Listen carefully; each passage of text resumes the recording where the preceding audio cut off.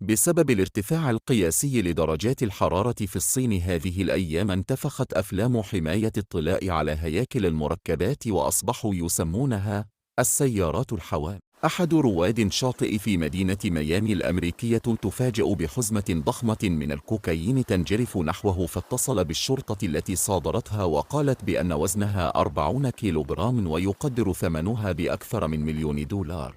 لماذا يقوم لاعبو الدفاع عن النفس بضرب سيقانهم؟